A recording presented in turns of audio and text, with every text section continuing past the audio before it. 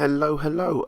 Here we go again with another Doodlewaffle. So I'm talking quite quietly because it's quite late at night and I do not want to disturb my children any more than they'll be disturbed when they realise that I'm their father. Sorry for the lack of updates recently. I was on holiday, a lovely little holiday with my mum and my wife, obviously, and my children and everybody, my brother, my dad, everybody, my brother's other half. We had a nice holiday, but you're not interested in my holidays, are you? That's not what you're watching for. You're watching to hear me talk, about exciting things that I'm drawing. Well, as you can see, it's another ghost. I've not even made it into the 60s with these yet, but there's no timeline to get these done. I'm just going to keep doing them. So this is another double episode.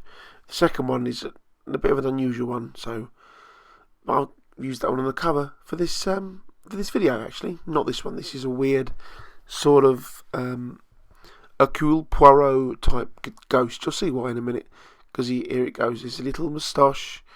He's using his little grey cells probably to work out who killed him, because I believe this one was murdered.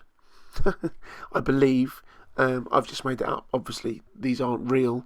I'm not doing actual representations of ghosts. These are made up.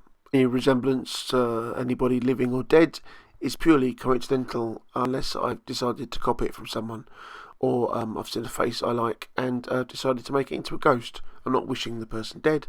Obviously, that would be wrong. So that's just a bit of nonsense. I don't know where the faces come from. I'm having to be a bit careful because I've started noticing in my sketchbook anyway, which I incidentally finished, so I might do a little flip through of that somewhere. If you're interested at all in my random, badly sketched things, some of the faces are starting to look a bit the same, so I need to look at that. Anyway, this is the end of this one. It's going to fade to white in a minute. Yep, goes 54, and here we go, nicely fades. There it goes. So this next one, I wanted to do a sort of dragon-y type image. And it's sort of a cross between a dragon and a dog and a sea creature and a ghost. I don't really know what it is or where it came from or what it's called, but I quite like it. I was quite pleased with it. Just also, as another reference, I've had a change of pen because my favourite one ran out, and I bought some off Amazon, and I accidentally bought the wrong sort. This is still a Kuretake pen, not that one. That's my Pentel brush pen. My beloved Pentel brush pen, but the one for fine details, this is an extra fine one. I don't mean like it's extra fine. I find it, pretty fine. I mean it's quite a thin nib, and the ink's a bit more smudgy. It doesn't dry as quick, and a couple of these I've noticed I've smudged as I've moved my hand across. Some people wear gloves to draw an ink, but I think that looks stupid.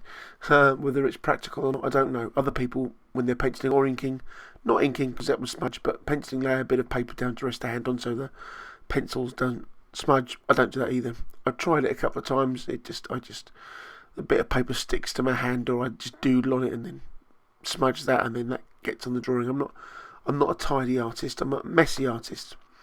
In fact, it's a miracle that more haven't been smudged, and I seem to be unable to put lids back on pens without missing several times and covering my hands in black ink. But, that's all part and parcel of being an artist, having dirty hands. At least they're not covered in lead anymore. They're now covered in blue lead and food and other exciting substances. No, I wish I hadn't said that. It's not. My hands aren't covered in exciting substances. I wish I had not mentioned that. Although that's probably what I will be calling this episode of Doodlewaffle, which is rather thrilling. It's nice to come up with these titles when I'm talking about nothing in particular. Just letting my mind wander on, as it is a waffle, as it turns out. So it's aptly named. I rather like this ghost's hands. There's something quite expressive about them, but they're not expressive. They're sort of passively expressive.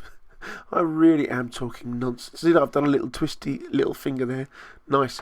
It is quite late. I should be in bed. I won't be in bed for a little while yet, because this has got to render out, and it takes ages. So I believe I'm coming to the end of this little drawing. So please, if you do like my videos, please subscribe, please like, please share them, stick them on Facebook, stick them on Twitter, do whatever you want with them. Because I am loving doing them, and I would like some more people to look at them, which would be lovely. I'm going to do a little bit of toning on the tongue.